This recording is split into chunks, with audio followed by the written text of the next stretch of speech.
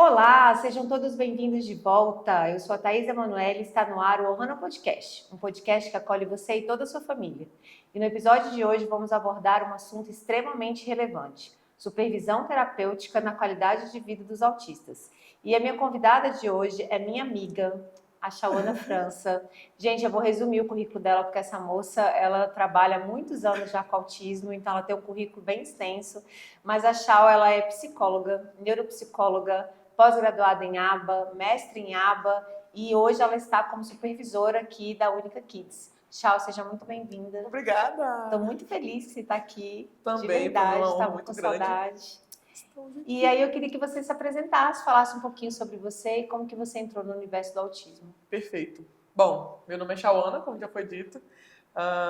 Eu sou psicóloga desde 2019, 2018. Em tese recente, né? Mas desde essa época que eu venho estudando sobre o autismo e sobre análise do comportamento. Na faculdade já tinha esse interesse pela área. Precisei ser expulsa da monitoria para que outras pessoas pudessem fazer parte, né? Não tinha só eu na faculdade, então outras pessoas também queriam fazer parte. Então, aí desde então eu vim estudando sobre autismo, estou aqui já há alguns anos, e lá a gente atende as crianças com base na ciência, e, e é isso. Então a gente busca sempre conhecimento a respeito, quais tipos de protocolos que a gente pode aplicar para observar o desenvolvimento das crianças, e as meninas estão sempre em supervisão para que a gente possa, né, alcançar bons resultados. Né? Que bom, eu conheci a Chau, ela atendia meu filho, o Matheus, e ela fez, eu lembro que você fez com ele uma avaliação. Calma que eu vou lembrar o nome. Vai, me ajuda aí. Foi no iniciozinho? Foi no iniciozinho.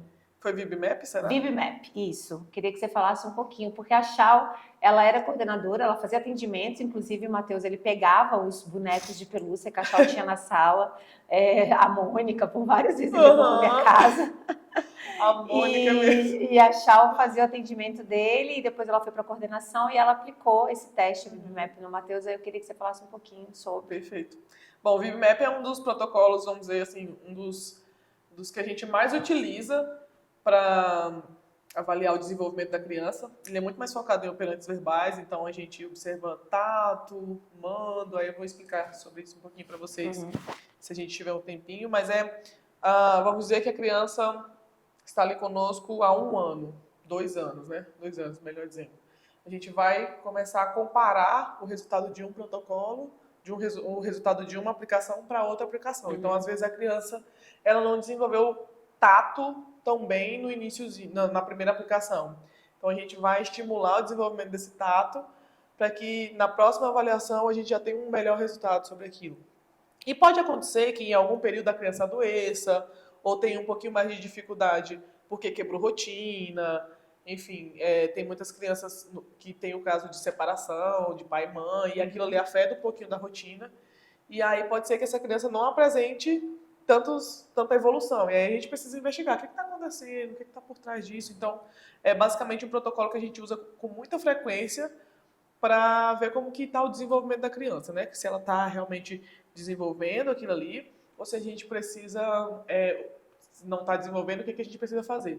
Protocolo, checklist, enfim, como quiserem falar, mas é importante que a gente saiba que o objetivo dele é avaliar mais essas questões. Tem, obviamente, a parte de imitação, intraverbal, que são coisas mais de habilidades básicas, para a gente saber como está o desenvolvimento da criança, para a gente passar para outras etapas de desenvolvimento um pouquinho mais complexas.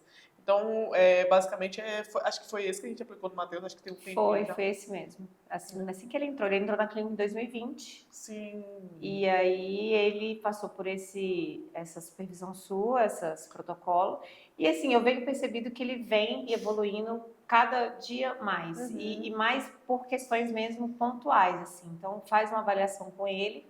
Aqui na clínica é feito a cada 3 meses. Sim. Então, se faz uma avaliação. E aí vai indo naquela dificuldade pontual que ele tem e ele vem melhorando gradativamente. Sim, sim. A gente faz aqui na clínica a gente divide os relatórios, né? A gente faz um de evolução dos PEIs, a gente observa como está o desenvolvimento da criança de 3 em 3 meses, ou de 6 em 6 meses, dependendo do protocolo que vai ser utilizado. Porque tem alguns protocolos, alguns checklists que só podem ser utilizados de 6 em 6, ou é mais indicado que seja utilizado de 6 em 6. Mas a gente padroniza pelo menos os relatórios de devolutiva das equipes, que são baseadas no PEI, né, no planejamento individual de cada criança, para a gente ver se de 3 em 3 meses houve algum tipo de evolução, como que o gráfico daquela criança está, o que a gente precisa modificar, se a gente precisa acrescentar alguma coisa no planejamento, ou retirar alguma coisa, ou manter aquela coisa e colocar mais algo, né? Então a gente vai fazendo de 3 em 3 meses para a gente ter esse acompanhamento. Entendi. E agora o Matheus está na adolescência, tem 14 Sim. anos. E pelo que eu andei lendo e investigando, não se tem um protocolo no Brasil, né? Para fazer avaliação de adolescentes, a gente tem que usar um que tem nos Estados Unidos. Como é que faz com os adolescentes? Para adolescente é um pouquinho mais difícil a gente encontrar esses protocolos de fato, né? Existem aqueles protocolos que são conhecidos como padrão ouro, mas alguns não estão ainda traduzidos para o Brasil. Por exemplo, o que vem agora, acho que esse ano deve chegar por aqui, se não até o ano que vem, é o Essential for Living, que é um protocolo baseado no que é principal, no que é essencial para o desenvolvimento da vida mesmo, né? Atividades de vida diária, coisas do tipo. E para aquelas crianças que têm um nível de suporte um pouquinho maior, que precisa fazer transição de um ambiente para o outro, ter comportamentos um pouquinho mais disruptivos ou mais rígidos. Então, é um protocolo que em breve a gente vai ter a tradução dele aqui para o Brasil. E aí a gente vai poder utilizar. Mas hoje realmente é um pouquinho mais difícil de a gente ter um protocolo para ser utilizado. Normalmente, em que a gente se baseia? SocialSave é um que a gente pode utilizar para ver como está essa parte das habilidades sociais. Portage também, de repente, mas o Portage já não é mais para essa idade, né? Então a gente tem um pouquinho de dificuldade mesmo para poder observar. O Porta de Matheus fez quando ele era pequenininho, acho que ele tinha 3 anos, mais ou menos. E aí eu vejo que aqui na clínica as meninas fazem o PEI, e aí eu vejo que é muito parecido com a escola, porque tem a participação da família. Então se tem primeiro a anamnese com as famílias, né? Pra gente saber aí as questões da criança, os pontos fortes, o que precisa, o que a família espera, né? As principais demandas, né? Que a família deseja, e aí é feito o planejamento, e aí eu vi que né, tem a curto, médio e longo prazo, né? Qual é o alcance na determinada área? Na TO, por exemplo. Curto, médio e longo. TO, então, atividade diária, VD do Matheus, ter uma melhor compreensão do corpo, para depois trabalhar, que eu tenho uma demanda com o TO dele daqui, o Vitor, que é uma questão dele tomar banho sozinho e se enxugar sozinho, porque ele toma banho mais com os meus comandos. Então, ele entra no chuveiro e se eu deixar, ele vai ficar lá até o dia amanhecer. Então, eu tenho que falar, Matheus... Fazendo spa, Matheus. Né? Vamos lá, pega o shampoo, lava a cabeça. Aí ele fica, lava a cabeça, debaixo do braço, do outro braço. Sim. A perna. Por isso que é importante a gente ter esse curto, médio e longo prazo, né? Porque um planejamento sem vamos dizer assim, um plano sem planejamento, se a gente não planeja onde a gente quer chegar, você não tem para onde ir, você não tem um alvo. Sim. Né? Então, às vezes a família fala assim, eu quero muito que meu filho fale, eu quero muito que ele consiga contar os fatos. Ótimo, excelente, é isso mesmo que a gente tem que buscar. Só que, quais são as habilidades básicas para isso? Qual é o antecedente que vem para poder desenvolver essas etapas? Né? Então, a gente precisa que essa criança consiga sentar, consiga ter um pouquinho mais de concentração e atenção, ela precisa desenvolver um pouquinho mais esse mando, abre, né? Pega coisinhas mais básicas antes dessa linguagem mais assertiva. Então, às vezes a gente não presta atenção no passo a passo da coisa. A gente precisa do curto prazo, que é o que eu posso alcançar aqui dentro de um período menor. Né? Eu consigo alcançar a concentração e atenção, eu consigo alcançar o sentar, né? Eu consigo alcançar com que essa criança ela tenha mais uma troca ali comigo, ela consiga compartilhar. E aí depois a gente vai avançando para médio prazo e longo prazo. A ideia é que ela consiga essas habilidades básicas. Eu sei que gera uma ansiedade muito grande na maioria das vezes, porque leva um tempo. Querendo ou não, leva um tempo. E nesse quesito eu acredito que cada criança tem um tempo. Então a gente tem que observar como é que essa criança está indo nesse passo. né? Aí, às vezes, existem aquelas comparações, porque o meu filho já desenvolveu isso. Não, mas o meu não desenvolveu ainda, mas não sei o quê. Que é péssimo você comparar, né? Porque não É tem. muito ruim, porque aquela criança, ela tem uma outra rotina, ela tem uma outra histórica, ela tem um outro histórico, né? A vida pregressa dela é diferente de outra criança. Então, a gente precisa saber quais são as habilidades básicas que essa criança precisa desenvolver, e aí depois vem a parte do médio prazo, assim, a gente já avança um pouquinho, já deixa um pouquinho mais complexo, aí depois do longo prazo, que é quando a gente já quer um objetivo maior. E eu vejo também que, igual você falou no início, tem a questão também de rotina. O Matheus, por exemplo, se ele cria vínculo com o terapeuta e por algum motivo o terapeuta sai da clínica, isso dá uma abalada nele, na rotina, até ele criar vínculo novamente com outro terapeuta. Então, às vezes, já está num processo de médio e tem que voltar um pouquinho para que ele se acostume de novo. Então, assim, só estou falando mesmo para que as famílias não fiquem nessa ansiedade, né? Que eu sei que a gente tem ansiedade, tem expectativa, mas que o protocolo serve para ser trabalhado aqueles, né, pontuais de cada criança e vendo o desenvolvimento. Igual você falou, em 3 meses não conseguiu a meta esperada, o que aconteceu? Teve algum imprevisto? Foi quebra de rotina? Foi mudança de terapeuta? Sim. O que a gente pode voltar para a gente dar continuidade para o médio prazo? Eu acho que seria... Perfeito, é isso mesmo. Né? É isso mesmo. E aí agora você está num cargo novo, né? Que agora você é supervisora dos terapeutas. Eu queria que você falasse sobre a importância dessa supervisão com os terapeutas na qualidade do atendimento dos nossos filhos, né? Bom, eu acho que, na verdade, para mim isso é uma grande realização, porque eu gosto de hablar, eu gosto de falar, entendeu? Então, quem te conhece sabe que já gosta de hablar. Dialogando, né? E a gente agora consegue se reunir com mais frequência. Então, por exemplo, ontem foi quinta? Sexta. Antes de ontem, a gente se reuniu com as meninas da Psico, os meninos, que agora a gente tem alguns meninos também, e a gente consegue discutir os casos. A gente consegue ver quem realmente está entendendo melhor sobre o autismo, ver quem realmente está entendendo melhor sobre a aba. Então, essa parte da supervisão é justamente para a gente compartilhar conhecimento. Aqui no Brasil, a análise do comportamento não tem vamos dizer assim, uma legislação específica para ela. Então, ainda é muito solto, muita coisa ainda é muito solta, né? Então, os cargos de supervisão, de coordenação, são um pouquinho diferentes na realidade dos Estados Unidos, por exemplo, né? E aqui a gente tem um pouquinho mais de flexibilidade, vamos assim dizer, e isso acaba deixando um pouco mais solto, né? Quando a gente entra para trabalhar na área do autismo, da análise de comportamento, mais especificamente falando, é importante a gente ter a consciência de que a gente tem sempre que procurar um profissional que conhece um pouco mais que a gente.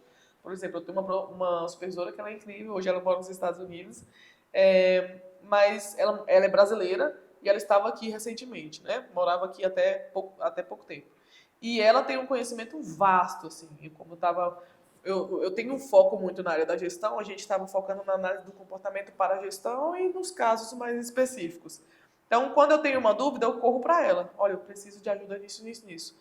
Os meus supervisionandos, eles correm para mim e eu corro para ela. Então, a gente está sempre buscando conhecimento com as pessoas que conhecem um pouco mais do que a gente. Então, e aí isso faz com que a gente tenha uma habilidade maior, a gente tenha uma gama maior de materiais para estudar. E é isso que a gente tem feito. Então, por exemplo, na quinta-feira a gente estudou um pouco sobre essa dificuldade que a gente tem, às vezes, de entender o que é típico, o que é atípico. O que é do desenvolvimento infantil, do que é do desenvolvimento atípico mesmo, né? Então, a criança, ela morde, ela anda na pontinha dos pés, ela tem alguns comportamentos que são atípicos, vamos assim dizer. Não, mas e o bebê? Será que ele não faz isso também? Né? O desenvolvimento da criança, isso não faz parte do desenvolvimento da criança? Porque morder, toda criança morde, típica ou atípica. Mexeu com ela não está num bom momento, ela vai se defender, ela vai morder. Pode acontecer, né? Então, aí a gente vai por essas etapas, pra gente não criar aquele vício de, isso é do autismo. E aí, às vezes, tem algumas pessoas que têm esse pensamento. E aí, quinta-feira, a gente fez um checklist.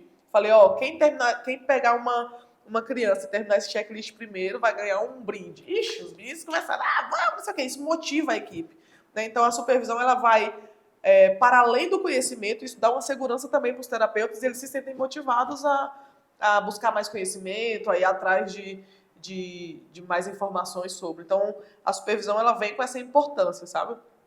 Acho que a ideia maior é essa, assim. E para mim está sendo uma honra muito grande, estou gostando bastante de ter um pouquinho mais de tempo com a equipe, a gente conseguir discutir um pouquinho mais. E é claro, você tem uma equipe motivada, uma equipe que tem um conhecimento, obviamente que vai melhorar a qualidade do atendimento das crianças, né? Exatamente. Porque, igual você falou, vai começar a ter essa percepção, porque eu conheço muita gente que fala assim, é porque ele é autista. Não, gente, assim, antes de tudo, ele é uma pessoa, né? Ele é um ser humano, que ele tem um cérebro que funciona diferente, mas que funciona, né? Ele só tem ali alguns neurônios ali naquela área ali que é um pouquinho diferente. Tá, ele é uma pessoa que tem o desenvolvimento de um ser humano. Tá, então o que é, igual você falou, né? O que tá puxando... Eu conversei com uma mãe que veio aqui, que ela falou pra mim que desconfiava que o filho dela era autista desde que ela estava grávida. Ela tinha uns pensamentos e ele é autista mesmo. Mas o que ela me chamou a atenção foi que ela falou que começou a pesquisar e viu que ele tinha alergia alimentar. E aí ela falou assim, que todos os autistas têm alergia alimentar. Eu falei, não, o Matheus não tem alergia alimentar. Nunca teve a nada, nenhum tipo de alimento. Seletividade alimentar dele começou tardia, começou com 9 anos, mas assim, toda criança passa por uma fase de querer comer ou de não querer comer certas coisas. Assim, acho que é do desenvolvimento do ser humano, né? Às vezes você enjoa de comer uma coisa, ou às vezes na vida adulta você descobre uma alergia que você nunca teve, e aí do nada você passa a ter alergia daquilo. Então, o que é do ser humano e o que é do espectro, né? Do autismo, né? Como é que está relacionado? E aí eu acho extremamente importante então, se ter essa visão para que a pessoa se sinta confiante, confortável em conversar com a família, em dar um feedback para a família. Eu acho que tudo isso deixa a pessoa mais... Eu costumo pedir para a equipe, gente, num final de semana vai num parque, observa as outras crianças, porque a gente está tão infiltrado assim, nas terapias e tanto tempo a gente fica com as crianças que a gente começa a perder o feeling do que é do desenvolvimento dela e do que é do comportamento autístico, vamos assim dizer. E quando a gente vai num parque que a gente observa... Gente, ontem eu fui fazer a unha e aí eu vou ficar observando, não tem como. Aí eu tô vendo um menininho assistindo Monstros S.A. Um menino com 1 ano e 3 meses. E o tempo todo assim, ó. Teve uma hora que a mulher falou assim, unha de gel, eu coloquei a mão dentro da máquina, ela, 18 segundos. Aí eu, tá bom. Aí eu olhando pro menino. Aí ela, passou os 18 segundos. Aí essa unha aqui ficou quadrada. Não era pra ficar quadrada. Porque eu tava olhando pro menino, ele rindo do filme, ele tinha umas partes assim, muito engraçadas e ele rindo. Eu vi o sorrisinho dele assim, de achar legal, ele imitando os personagens. Então a gente tem que observar, né? Óbvio que não vai ficar lá. Eu tava disfarçando, tava só. Mas ela tava com a mão ali, ó, na máquina. Tipo só esqueci a mão lá dentro. Aí eu, porque eu tô focada aqui no filme. Deixa eu dar uma olhada. E a gente vai observando, né? Como que deveria ser esse desenvolvimento? O que a gente precisa observar, né? Aí, por exemplo, a questão da seletividade alimentar. Eu tenho algumas questões com alimento. Por exemplo, minha comida tem que ser separada. Eu não gosto da comida misturada. Misturada, mas também. Nossa, aí isso é do autismo? Isso é de uma seletividade alimentar? Não necessariamente. Pode ser o gosto da pessoa. Pode ser o gosto, né? Como ela costuma comer. Eu não gosto de comer, por exemplo, pão de queijo de outro dia, pizza de outro dia. Não tem quem faça eu comida comer. Requentada. Eu não consigo comer. Assim, minha filha, ela faz marmita para levar para a faculdade. E ela super de boa, esquenta a marmitinha dela e tal. Acho super legal as blogueiras. Eu não consigo. Eu não consigo comer comida esquentada. Meu esposo também não consegue. Eu tenho que comer a comida ali, no máximo, se falar assim, no máximo, Thaís. Eu tirei, guardei a comida não congelada e esquentei na panela no fogão. Eu acho que eu preciso ter esse visual de que tá ali na panela, que foi feito para eu conseguir comer. Porque esse negócio de colocar ali no micro-ondas, tirar... Não consigo, gente, não consigo. Eu tenho facilidade com isso, já meu esposo não tem. Né? Então a gente não pode ficar padronizando as coisas. Não é nada padronizado, né? Então é isso que a gente discute muito, é isso que é importante também, a gente observar os marcos de desenvolvimento, a equipe que atende as crianças está sempre observando o que é do marco, o que não é. Né? Às vezes os protocolos também limitam muito a gente não pode esquecer do nosso olhar clínico. os protocolos, os checklists, eles são como se fossem um auxílio, né? Mas o importante é o nosso olhar clínico. Por isso que a gente precisa aperfeiçoar esse olhar. Recentemente a gente estava falando do congresso um pouquinho antes de começar o podcast, falando sobre algumas falas que eu ouvi lá no congresso de Goiânia, e uma que eu achei muito importante foi: você tem o protocolo padrão ouro ou você é padrão ouro? Né? Então, qual o conhecimento que você tem? Você tem buscado aprender mais sobre isso? Eu, por exemplo, tenho uma confusão de, é checklist? É protocolo? O que é isso? Não, ela chamou de checklist, não chamou de protocolo. Às vezes eu tô lá na clínica e as meninas falam, tal protocolo é para qual idade? Eu vou ter que ir lá folhear. Eu não me vejo na obrigação de saber tudo decorado, mas eu me vejo na obrigação de buscar. Claro. Antes de chegar na criança, eu preciso ter todo o amparo, eu preciso relembrar as coisas, eu preciso estudar sobre aquilo, porque quando eu chegar com a criança, eu vou ter uma visão clínica e vou pegar esse protocolo e vou utilizar como um auxílio ali, né? Então a gente não pode esquecer desse olhar que a gente precisa ter, a gente está padronizando muitas coisas, não pode acontecer isso. E assim, uma coisa que eu vou te falar que é interessante. Eu tenho 2 filhos, né? A minha filha mais velha, ela tem TDAH, mas ela foi uma criança, o TDAH dela a gente descobriu na vida adulta. Então, típica, teve todo o desenvolvimento de uma criança típica. E o Matheus é nível 2 de suporte. Então, claro que com o Matheus eu já desconfiei desde muito pequeno que tinha alguma coisa ali que não estava no desenvolvimento. Mas eu sempre fui tão paranoica com esse negócio de não, tem que ficar comportado, tem que cumprimentar as pessoas, tem que ser educado, tem que jogar no lixo, tem que fazer... Que o Matheus, se você ver, ele está no 8º ano, né? E ele sempre teve muita dificuldade de querer interagir com pessoas da idade dele. Ele sempre preferiu os mais velhos. Sim. E aí eu estava analisando esse dia o tanto que isso foi uma coisa da minha cabeça. De não deixar o Matheus ser uma criança. Porque eu ficava tão preocupada nele desenvolver as coisas e de eu querer que ele se comportasse, que ele tivesse envolvido, que eu policiei muito ele, cortei muito ele. E aí eu fico pensando hoje, será que não foi por causa disso que ele não queria se desenvolver? Porque assim, você vai entrar numa sala de aula de 8º ano, você tem 40 alunos. Eles não vão ficar quietos, Chauana. O típico e o não típico. Menino de 13, 14 anos, eles não ficam quietos. Assim, trocou o professor de sala, todo mundo está em pé, todo mundo está andando, você vai conversar com um amigo, você joga papel no chão, essa sala, olha, por favor, pais, conversem com seus filhos. Mas assim, a sala é aquela, você entra, você se sente no caos total, assim, você entra e fala, meu Deus, né? Quem é professor novato que começa a dar aula fala, o que eu vou fazer? O que está acontecendo aqui? Vou sair correndo aqui. Mas enfim... E o Matheus era sempre sentado, sempre comportado, sempre que joga o lixo. Você olhava e falava assim, meu Deus. Criou um comportamento rígido. Eu criei uma criança muito comportada. E aí o assistente de sala dele, o tio Dan, falou assim, não, vamos colocar o Matheus para interagir. Eu falei, bora, é o que eu quero, vamos lá. E o Matheus sempre sentava na primeira carteira da sala. Matheus, onde você quer sentar? Então, assim, fundo. Ele quis sentar no fundo. Gente, meu filho é da turma do fundão. Ele foi sentar no fundo.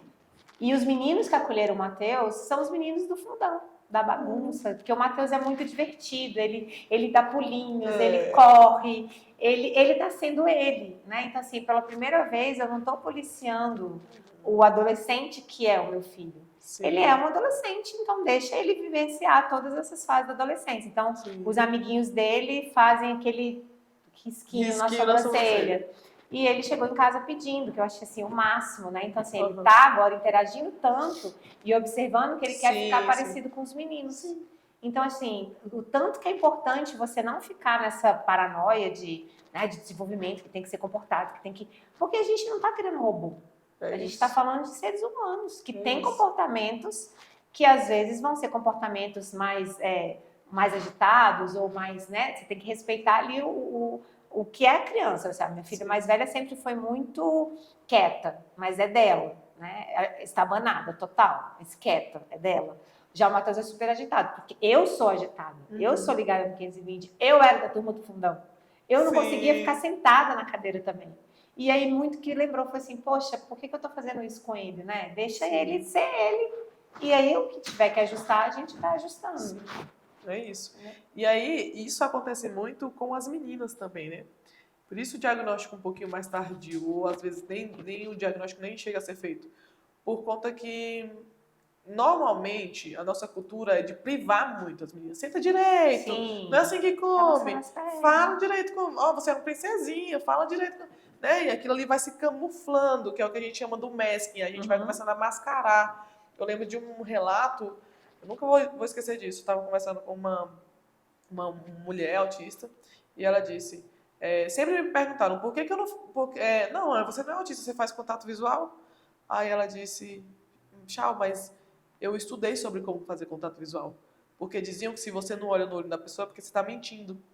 Então, eu tinha que ficar olhando no olho da pessoa. Sim.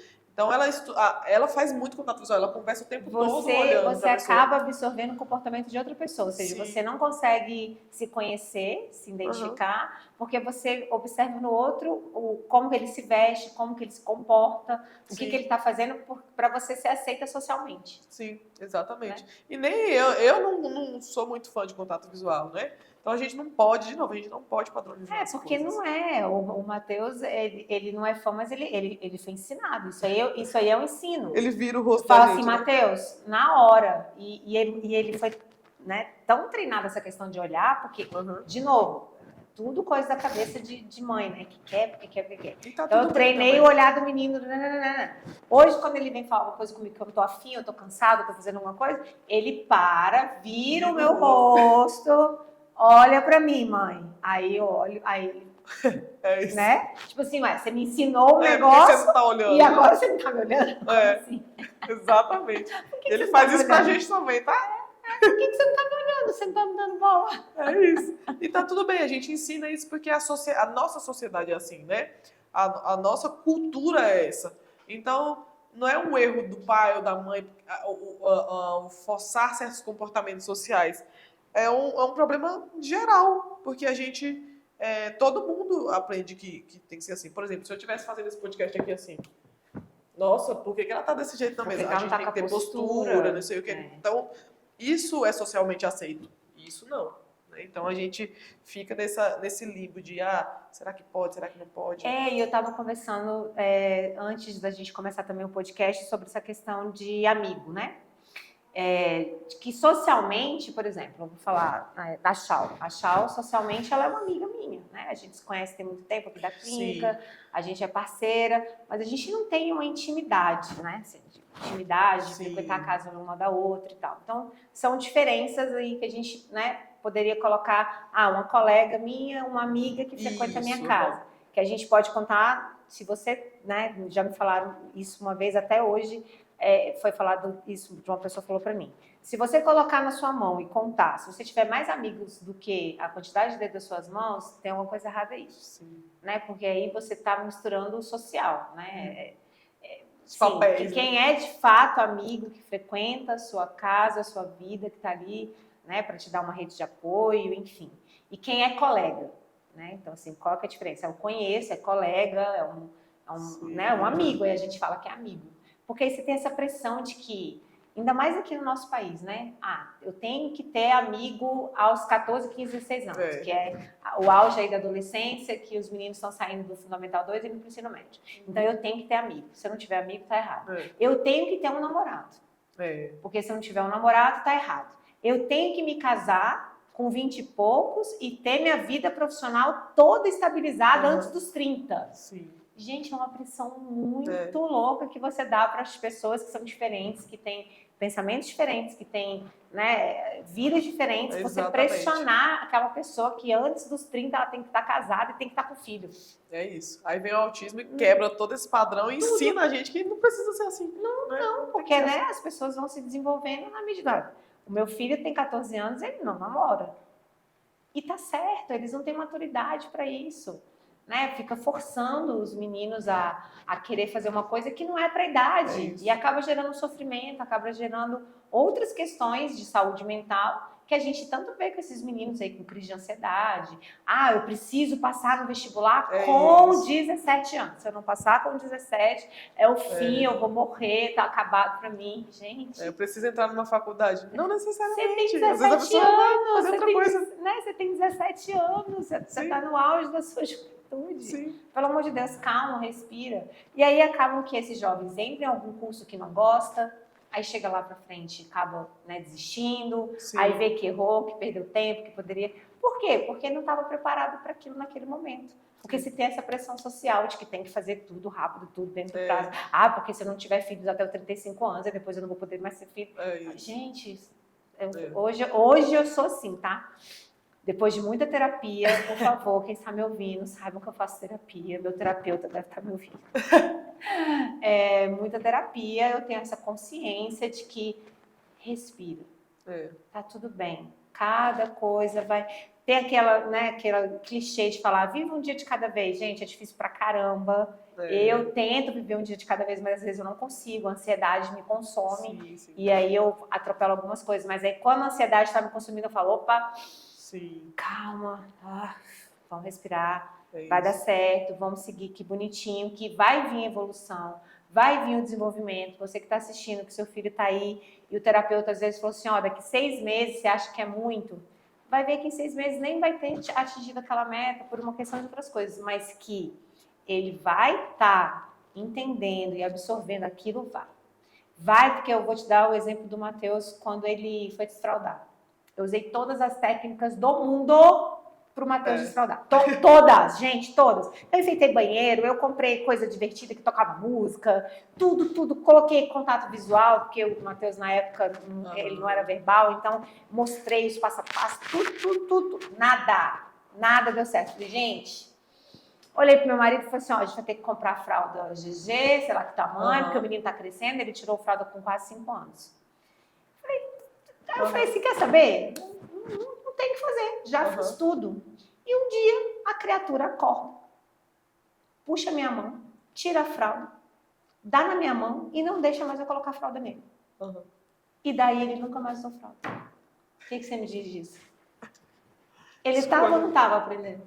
É igual o menino, às vezes, que está agitado dentro da sala, né? A gente tem um padrão de estudo muito... também robotizado, né? O menino tem que entrar, tem que sentar na cadeira, tem que fazer atividade, tem que ser Então, não é, às vezes o menino tá um pouquinho andando ali, ele não tá fazendo atividade daquele jeito, mas ele faria de outro jeito. Sim. Daqui a pouco você vê que o menino absorveu o conteúdo. Sim. O Matheus, por exemplo, ele tem que dar uma voltinha. Ele tem que dar uma corrida. É uma forma que ele tem de se organizar. Então, ele não consegue. Acho que ele ficar sentado o tempo todo numa cadeira durante, sei lá, 6 horários de aula, eu acho que nenhum ser humano dá conta. Eu não dou conta. Eu dou aula andando. Sim. Porque se eu der aula sentada, eu acho que não tá prestando atenção e eu dou aula andando, porque eu tô mexendo com os meninos. Cantando. Eu vou lá e mexo na cabeça de um. Se um tá dormindo, eu falo, acorda aí, me ajuda aí. Vamos lá. Os meninos que estão me assistindo também sabem que eu tô falando a verdade. Eu dou aula passando pela sala. Com o microfone, às vezes eu faço uns barulhinhos para ver se o menino acorda. Sim. Entendeu? Tem que ter estratégia, né? Eu não consigo ficar sentado o tempo todo. Então, por que eu quero que uma criança, uma adolescente fique sentado o tempo todo? Sim. Ele não vai querer, gente. Ele vai querer deitar no chão, ele vai querer chamar atenção. É a fase que eles chamam a atenção, que eles querem chamar a atenção daquela pessoa que é importante para ele. Se a aula estiver chata, convenhamos, né? Não, e se estiver chata é para todo mundo, para adulto vale para todo mundo, né? Exatamente. Então a gente tem que chamar a atenção com os reforçadores, o que essa criança gosta, como seria uma aula mais interessante. E sobre a supervisão, quais são os desafios mais comuns que se tem e quais soluções que você... Bom, quais são os maiores desafios? Eu acho que essa expectativa que nós mesmos criamos, em cima do planejamento que nós criamos, montamos para aquela criança, e as quebras, né? Então tem que ter um padrão muito flexível. O terapeuta não pode ser rígido, porque às vezes a gente já tem um paciente ali que é rígido. Então se eu tenho, eu montei o planejamento que tem que ter isso, e chega na sessão e a criança não está afim, ela, sei lá, buscou outra coisa chamou a atenção dela, vamos ser flexível, vamos tentar inserir aquele planejamento dentro do que ela trouxe, né? Por isso que tem gente que gosta muito do Denver. Por conta disso, né? A gente entra na atividade da criança para poder ensinar uma habilidade. E a análise de comportamento também pode fazer isso, só que a gente às vezes fica muito rígido. Então, tem muito terapeuta que fica decepcionado, tem muito terapeuta que entra em sofrimento. A gente tem muitas crianças com comportamento disruptivo de bater, de morder. E, querendo ou não, isso acaba gerando um cansaço quando o terapeuta não alcança o resultado que ele gostaria.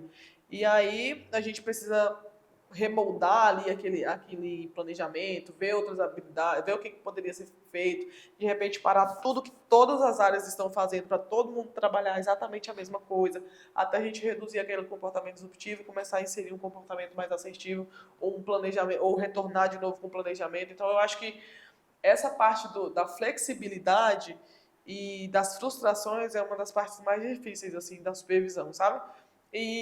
Mas quando o terapeuta ele percebe que calma, tá tudo bem, ele não é um profissional ruim, porque ele não conseguiu alcançar aquele resultado, que a gente pode pensar em outras estratégias, aí a gente consegue colocar as coisas no lugar, né? Então, para resolver isso, a gente começa a ter essa tomada de consciência, tá tudo bem, o que a gente pode fazer para melhorar? O que a gente não pode é negligenciar, é fechar os olhos para isso. Ah, não, tá assim, então vai permanecer assim. Ah, não, vou entregar o celular para ele na sessão. Ah, vou deixar assistir um vídeo. Ah, vou deixar dormir. Essas coisas não podem. Ele que vai mandar na sessão, não você, né? Exatamente. E aquela criança ela tem um tempo de aprendizado. Então a gente não pode perder aquilo ali. A gente, vou entregar o celular e pronto. Inadmissível isso. A gente tem que pensar em estratégias. O que é motivador para aquela criança? Quais são? Já fez uma análise de preferências reforçadoras? O que essa criança gosta muito? O que essa criança gosta, mas não é tanto assim? Né? Então a gente precisa repensar. Mas entrar em sofrimento, a gente precisa dar uma respirada para que a gente entenda que nós não somos ruins. A gente está vivendo um momento que é um momento, às vezes, da poda neural que essa criança pode ter. Às vezes ela perdeu algumas habilidades por conta que passou pela poda neural. Às vezes a gente está passando por um momento de quebra de rotina, essa criança mudou de apartamento. Recentemente a gente teve que fazer um treino para mudança, porque a família sai de casa e ia para apartamento. Olha que desafiador que ia ser isso para a criança, né? Então, o cheiro do apartamento é diferente, que às vezes a gente entra numa sala assim e a gente acha que, não, tá tudo bem, eu sento aqui, mas às vezes para essa criança tem um cheiro. Eu vi que no início a gente chegou, eu sentei, aí eu senti o cheirinho, depois eu vi que você tinha borrifado, Sim. Né? Às vezes para criança aquilo ali é 3 vezes mais forte, né? Então isso pode impactar muito. Não, eu não estou acostumado com esse cheiro. Não, eu não gosto desse cheiro. Eu não estou acostumada de uma casa para um apartamento. Pensa a diferença. Isso. E às vezes mínimos detalhes, entendeu? Então, o que está acontecendo? Como que foi a saída dele de casa até chegar no ambiente clínico? O que aconteceu nesse trajeto? Eu tinha uma criança que ela contava todas as passarelas. E aí tinha que ser exatamente aquela quantidade de passarela. Um dia a mãe resolveu cortar caminho porque teve acidente. O menino deixou de contar uma passarela. Nossa. Aí mudou toda a rotina e tudo mais, até a gente descobrir que foi porque ele não tinha contado uma das passarelas que ele estava passando, entende? Então, eu acho que essa flexibilidade e essa mente, vamos dizer assim, a gente tem isso limpo, sabe? De conseguir pensar, raciocinar. O que poderia ter acontecido, né? Porque a criança já tem uma rigidez, né? O Matheus assim, quando ele era menorzinho, ele gritava. Por quê? O que ele faz? Ele decora o caminho também. O Matheus decora os caminhos. Sim. E se eu for por outro caminho, ele ficava extremamente transtornado, porque ele achava que eu estava indo para outro lugar. E não, assim, a gente vai para terapia. Vestiu roupa da terapia. É terapia. Eu decorei o caminho. Se eu vou por outro lugar, aí agora hoje eu já consigo falar, Matheus, a gente vai por outro lugar, ou a gente vai parar para abastecer o carro, ou esses dias eu tive que buscar um resultado de exame, deixei a Camila na Unieuro e eu na L2 e depois eu vim, ele estava indo para a estação. Sim. E eu falei, a gente vai passar lá no exame da mamãe, para a mamãe pegar o exame, depois a gente vai para o kits do cavalo, que ele fala que é a época do cavalo.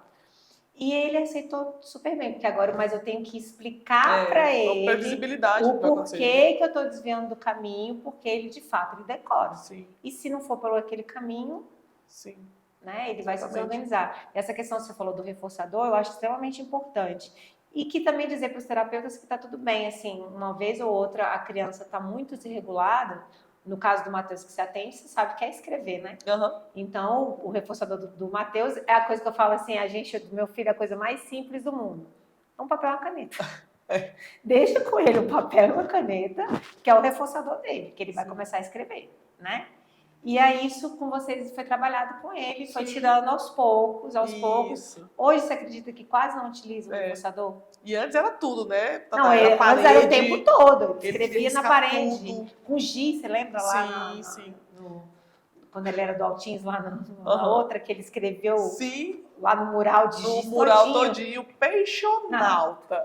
Backyard. Backyard. Então a gente vai... E aí entra outra questão. A gente não pode tirar... De uma vez, né? De forma brusca. A gente vai ampliando o repertório dele de interesses, colocando outros reforçadores ali, vai diminuindo essa compulsão, vamos assim dizer. E aí depois a gente vai tentando colocar outras atividades utilizando isso como reforçador de curto prazo, né? De curto tempo, assim, olha, quando tocar o timer, ou daqui um pouquinho, não precisa necessariamente ser um timer para não ficar um negócio padronizado, daqui a pouquinho a gente vai para outra atividade. E aí hoje ele tá tranquilaço, né? Ele é o papelzinho e a caneta, e aí às vezes a gente deixa um pouquinho mais de tempo, deixa um pouquinho menos de tempo, para também não ficar rígido naquele comportamento de tem que ser 5 minutos, tem que ser 3 minutos. E aí ele volta para a atividade. E antes ele pichava as paredes tudo, riscava tudo, o único quarto proibido era o da irmã, né? Ele escreveu na pandemia, ele escreveu na minha casa inteira, dentro e fora, do chão ao teto. E, gente, vou falar para vocês, funciona. Porque hoje ele vem para as terapias e é muito raro o Matheus precisar do reforçador. Sim. Do papel e da caneta. Muito raro. Ele ainda continua com o hiperfoco, em casa eu deixo, então em casa ele é mais livre para ficar escrevendo a hora que ele quer, então assim, eu deixo. Porque não é mais uma coisa, porque antigamente era 24 horas por dia esse menino escrevendo o tempo todo, sem parar. Então estava atrapalhando no processo de ensino-aprendizagem dele, né? Sim. Então, assim, e escrever coisas que só fazia sentido na cabeça dele, né? Só palavras né? que ele gosta, Então, assim, hoje se utiliza muito pouco. Então, assim, os terapeutas, os pais, as mães que estão me ouvindo aqui, funciona, gente. Assim, não se desesperar, eu acho que também é um ponto importante, né? Igual eu falei, a gente, enquanto pai, se desespera, o terapeuta, enquanto terapeuta, se desespera. Mas, assim, tem momentos que vão ser mais difíceis, mais complicados, mas que... Isso. Né? É pensar, igual você falou, em estratégia. Parar e pensar o que pode acontecer. Estratégia. E outra, sempre estar em contato com a família para saber o que está acontecendo, né? Por que a criança está daquele jeito. Você falou, nossa, ele não contou uma passarela. Até você se dar conta. De que a questão era externa, não era dentro da clínica necessariamente, né? Foi fora, não foi dentro. O que aconteceu fora? Ele está doente, né? Ele está com alguma coisa, ficou doente, perdeu alguém, porque a gente às vezes acha que perde alguém da família que ele não entende, e ele entende sim e ele está sentindo, não é? Exatamente. E isso é muito comum também, de a gente achar que a criança não percebeu que aquele familiar não está ali, ou que o pai e a mãe estão sofrendo pela perda de alguém, né? Isso tudo é muito... A gente tem que pensar nos detalhes, né, das coisas. O que poderia ter acontecido? Às vezes é uma etiqueta que está dentro da blusa, que está incomodando, e ele não sabe dizer, fica passando a mãozinha. Eu corto todas as etiquetas, tá? Eu sou dessas. Eu corto todas. E aí, às vezes, como a família ou o terapeuta não percebe, às vezes está incomodando e o menino não sabe fazer assim e puxar. Às vezes ele fica fazendo assim, ou às vezes ele anda para lá e para cá, né? Não sabe onde está, né? Não tem essa propriocepção, essa percepção das coisas. E aí a gente que tem que descobrir. Eu já vi criança chorar incansavelmente e escutar. Foi do nada. O menino estava com calor. Eu fazia assim, na blusa dele, ficava puxando para trás e eu veio... calor, você tá com calor, né? Aí puxava a blusinha assim, equilibrava o ar, menino, né? Então, às vezes não é do nada, né? Sempre tem alguma coisa, né? Exatamente. Tchau, agora é a hora do nosso café. Opa! Café para mim é mais do que uma xícara, é um abraço em forma de xícara, porque eu gosto muito de café. Eu vou te servir um cafezinho pra gente continuar. Perfeito. Vamos lá.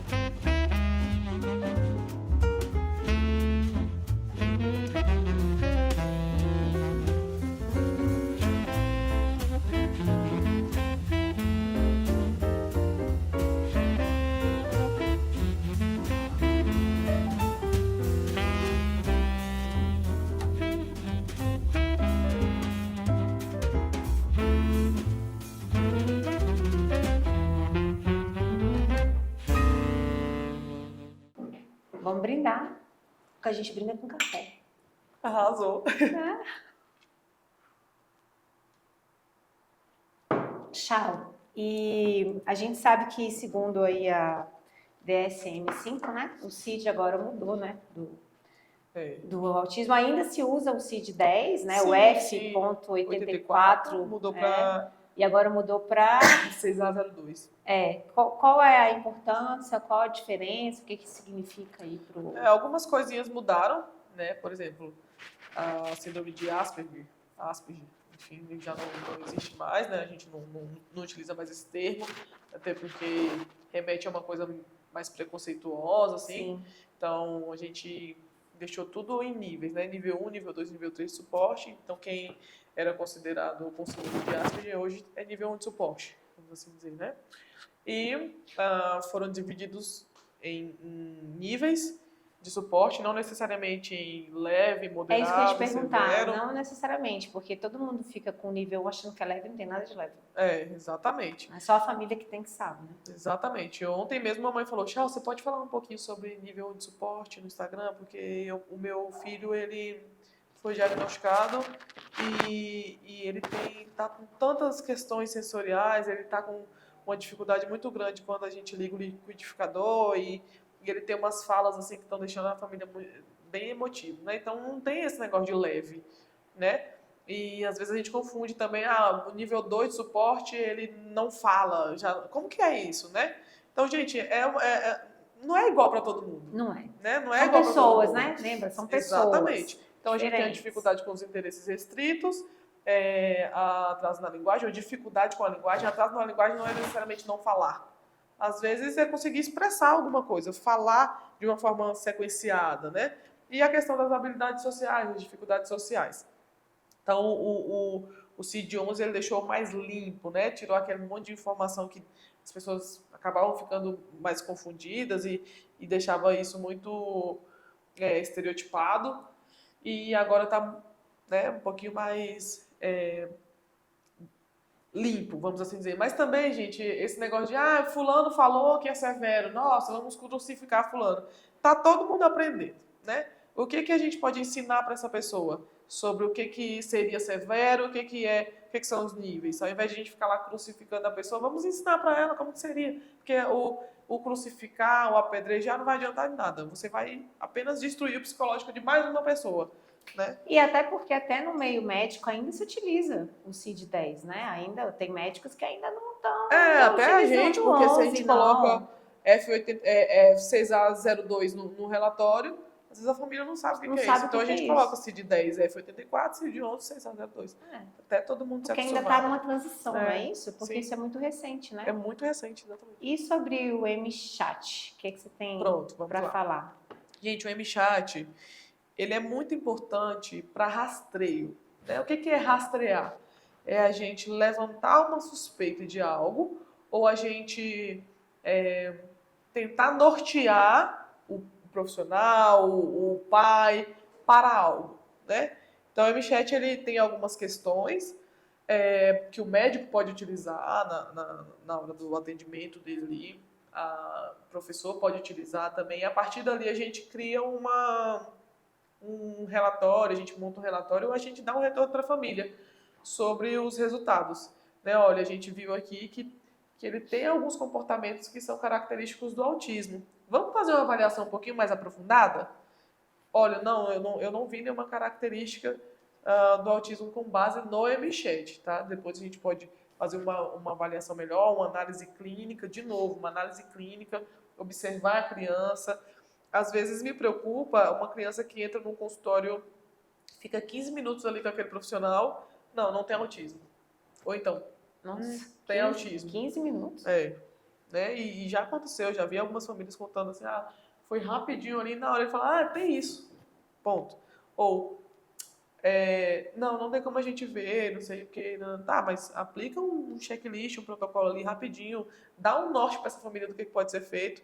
Hoje, vindo para cá, uma coordenadora de uma escola entrou em contato comigo, olha, eu tô com um aluno aqui, da Bahia até, e aí o médico deu um encaminhamento para ele e falou para ele procurar um profissional. Você conhece alguém aqui em Barreiras, que é uma cidade lá, ou aí em Brasília, que possa fazer esse tipo de avaliação? Não sei qual que é a avaliação que ele precisa. Aí eu falei, me encaminha o o relatório para eu dar uma olhadinha, o que ele está pedindo. Gente, o médico escreveu uns trem assim, ó. Aí está escrito, a criança apresenta atraso de desenvolvimento, suspeita de autismo, interrogação. Suspeita de TDAH, interrogação. Procurar profissional para avaliação. Entregou. Por que não coloca assim, ó? Ai, De acordo com o que a gente observou aqui no resultado do MChat, é importante encaminhar essa criança para um neuropsicólogo, para uma avaliação neuropsicológica, né? Já que ele não fechou o diagnóstico ali diretamente porque ficou com uma dúvida, solicitar essa avaliação diretamente. Aí eu falei, olha, é importante ela passar por um profissional que faça a avaliação para fechar ou descartar o diagnóstico de autismo ou TDAH, pelo que eu estou entendendo aqui é isso que eles estão solicitando. Né? Eu vou te ajudar procurando algumas clínicas aí, ou se a mãe tiver condições de vir para cá, a gente pode indicar também alguns lugares que fazem, ou a gente mesmo pode fazer. Só que o MChat, ele vem justamente para ajudar a dar esse norte, para não ficar essa coisa solta. Aí a família entra em desespero, tipo, o que é a sigla TDAH? O que é a sigla TEA? E aí, escrito lá, TEA, interrogação, TDAH, interrogação. A família fica, meu Deus, que monstro é esse, né? E aí a gente precisa ter esses protocolos, esses checklists, essas entrevistas, enfim, elas servem para nortear a coisa. Então, deixa eu ver se eu entendi. O MChat, quem vai aplicar é o próprio médico ou são os psicólogos?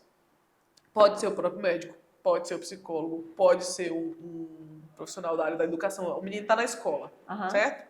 O professor está olhando ali e levantou uma suspeita. Vamos aplicar. Só que tem uma idade, gente. Eu não lembro se é 2 ou 3 anos. Como eu falei, eu nunca vou lembrar a idade assim de cara. Eu vou lembrar na hora que eu vou lá, paro e vejo qual que é o protocolo que eu vou aplicar. Eu acredito que são 2 ou 3 anos. Tá. Até 3 anos, uma coisa assim. Né? É para a gente ter, de fato, esse diagnóstico precoce, não é isso? Sim, é um rastreio, né? Rastreio. É como se fosse para dar um norte para o diagnóstico. Para o diagnóstico. Aí, então, no diagnóstico, a gente aplica outros protocolos. Entendi. Mas...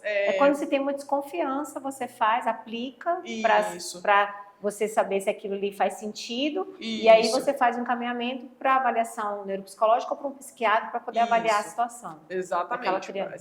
Dá um pouquinho mais de informações para não deixar aquela família no escuro, né? Sim. E aí a avaliação neuropsicológica, ela dá mais detalhes, ela dá mais informações, ela mostra como que realmente está o cognitivo daquela criança. Além do diagnóstico, ela vai mostrar o que aquela criança tem de atraso, o que ela precisa desenvolver, quais são os potenciais daquela criança, o que não está no potencial dela ainda, que a gente precisa chegar, né, tentar alcançar. Então, seria mais nesse caminho. Fora o MChat, tem o ATA, tem o CARS, que são outros checklists, só que eles são um pouquinho mais extensos, eles são maiores. O MChat são algumas questões, salvo engano, são 21 ou 22 questões, e você faz rapidinho ali, sabe? Entendi. Não precisa demorar tanto. E aí essa avaliação, queria que você falasse um pouquinho sobre essa avaliação neuropsicológica, que são sessões, né? Acho que no mínimo umas 8, 10 sessões, dependendo. Depende muito, para fechar o diagnóstico, aí são testes, não é? Que são feitos. São protocolos que são aplicados e a gente faz a avaliação clínica, que é observar a criança. Né? Por exemplo, se você aplica um EIDOS, que é um dos materiais que a gente utiliza para avaliar a criança em sessão, em atividade. Né? Então, a gente vai observar como que essa criança lancha, qual é a imitação dela, qual é a percepção que ela tem de... se eu peço para ela, por exemplo, escovar os dentes, como que você faz para escovar os dentes? Né? Essa criança mostrar para mim o que ela faz. Então, a gente usa vários dias para observar várias coisas diferentes, aplicar vários protocolos diferentes. Às vezes, no primeiro, no segundo dia, aquela criança não vincula com a gente. Ela precisa de um pouquinho mais de tempo, a gente vai trabalhar um pouquinho mais esse vínculo. Essa questão da dificuldade de vínculo também vai no relatório, a gente pode colocar que essa criança tem um pouquinho mais de dificuldade de vincular. A gente vai entender o histórico dessa criança, se tem algum familiar que tem autismo já na família. A gente vai para a escola, a gente entende como que é essa criança na escola, a gente pede para a escola também nos ajudar preenchendo alguns materiais. Então, aí a gente faz um relatório bem completo do desenvolvimento da criança. A gente não vai focar necessariamente no diagnóstico. Vai a informação sobre o diagnóstico, o que pode ser, a sugestão, porque aí quem vai fechar é o médico, né? Então a gente coloca uma hipótese sugestiva, mas a gente, pelo menos eu preconizo muito pelo desenvolvimento da criança. Onde que eu quero chegar? E às vezes esse relatório neuropsicológico ele vai auxiliar até a montar os planejamentos, né? Então, normalmente eu gosto de dar umas sugestões do que pode ser trabalhado com a criança, e a gente aplica diversos checklists, protocolos também, e aí vai tudo direitinho no relatório. Aí podem ser 7 dias, 6 dias, 8 dias, 10 dias, depende muito de como que vai ser a aceitação da criança, de quais protocolos que eu quero aplicar, o que eu quero investigar, porque o neuropsicólogo ele não está só para o autismo e para o TDAH, por exemplo, ele avalia outras questões também. Outros transtornos, Sim, né? Não sim. só esses dois. Sim. Né? Tá. Gente, nossa, não tá tão legal aqui que eu não tô querendo acabar, não tô querendo encerrar o podcast, não, Chá. Vamos fazer parte 2. Fazer parte 2, porque é muito assunto, né? É muita coisa.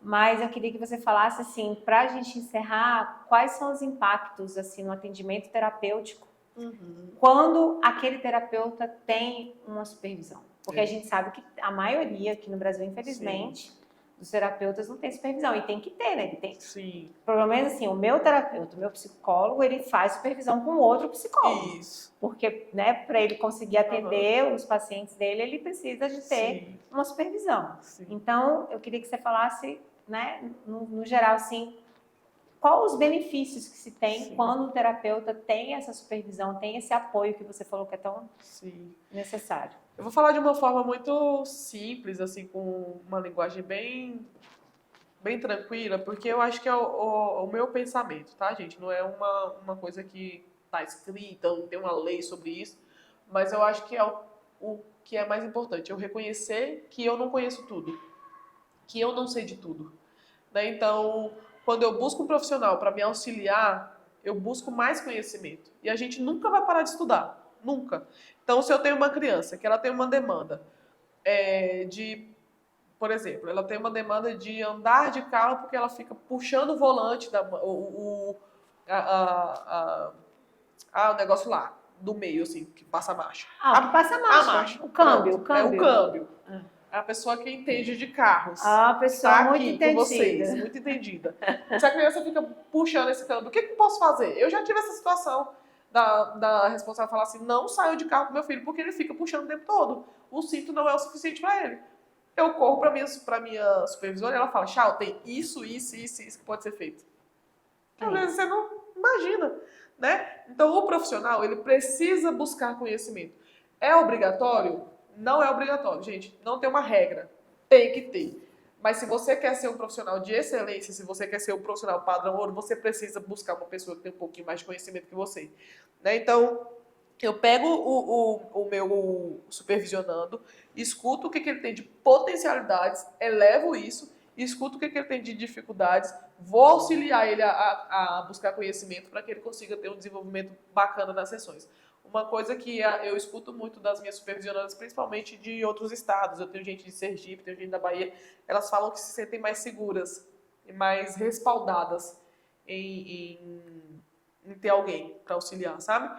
A minha supervisora, ela me manda inúmeros artigos que são em inglês, em espanhol, coisa que eu não ia saber encontrar sozinha, talvez. Né? Eu sou muito ruim com inglês.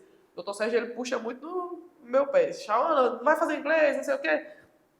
Eu comecei a fazer inglês e, gente, não entra. Eu nasci para ser brasileira apenas. Calma, entendeu? Não vai entrar. Vamos ter paciência. Não está entrando, eu preciso de psicólogos que são especialistas em inglês para poder me auxiliar.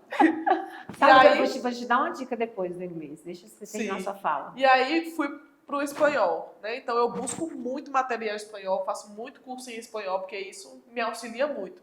A minha professora, minha supervisora, ela me manda materiais em inglês, eu faço a tradução e isso me ajuda muito, mas é muito mesmo. Imagina se eu não tivesse ela para me auxiliar, né? Roberta, I love you. Espero que você veja esse podcast. Né? Então, gente, é muito importante a gente ter uma outra pessoa ali para nos auxiliar, para nos reforçar, para dizer se a gente está indo bem, se a gente não está indo. Uma coisa muito importante que é papel do supervisor, dar feedback.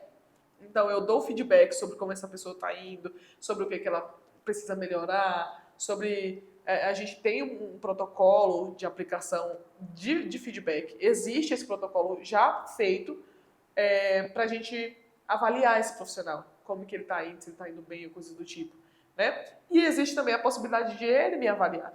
Então, ele vai dizer... olha, eu tô com dificuldade nisso, você fala muito rápido, você fala muito devagar, você tem dificuldade, eu tô com dificuldade quando você fala assim, assim, assado. Eu sou uma pessoa, como vocês provavelmente observaram aqui, que tem muita dificuldade de memorizar termos. E aí a minha supervisora falou assim, você vai fazer uma coisa chamada SAFMED. Vou falar isso de uma forma muito superficial aqui, muito genérica. O que é o SAFMED?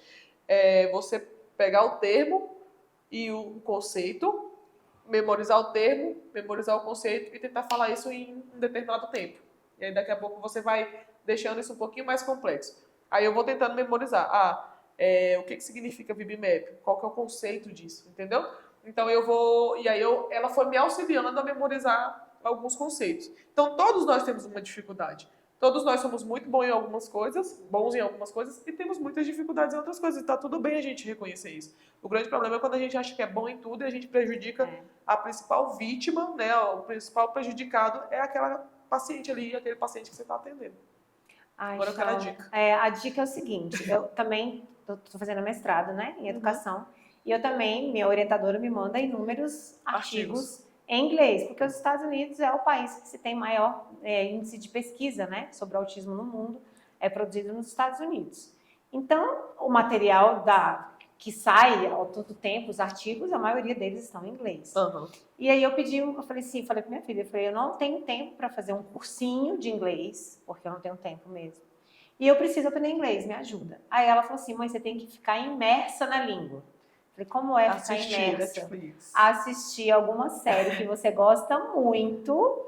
Ela falou assim, então não pode ser também tudo de uma vez. Você começa com a legenda em português, lá, bonitinho. Isso. Aí, com o tempo, você tira a legenda, coloca a legenda em inglês e fica imerso ali para ver quais são as dificuldades que você está tendo, qual que você está tendo, aí você vai anotando essas dificuldades para você estudar.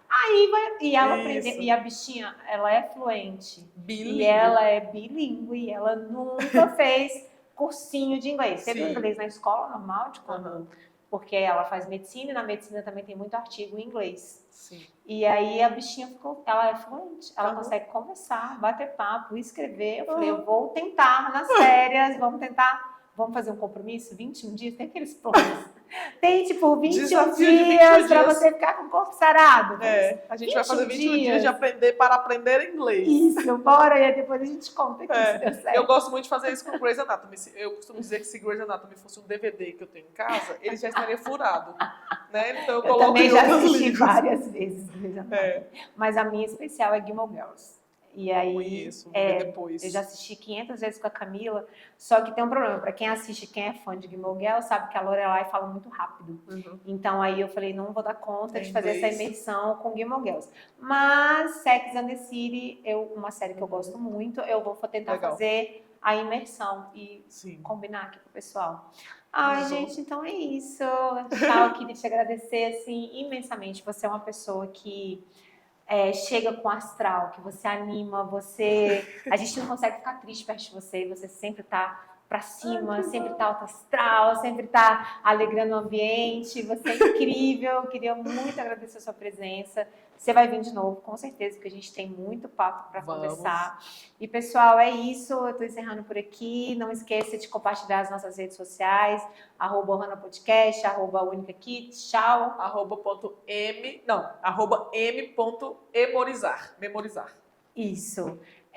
Dá um joinha, curte, compartilha, se inscreva no nosso canal e a gente se vê até breve, tá? Beijo. Tchau.